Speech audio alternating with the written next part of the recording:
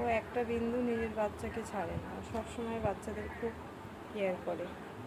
ও আমার কাছে থাকে। আমি ওকে ছোটোবেলা নিয়ে আসছিলাম, ওর বয়স বেশি না, বয়স হয়তো 1 বছরই হবে। তো ওর এখন 5টা বাচ্চা হয়েছে। তো সব এক একটা কিউটের ডিব্বা।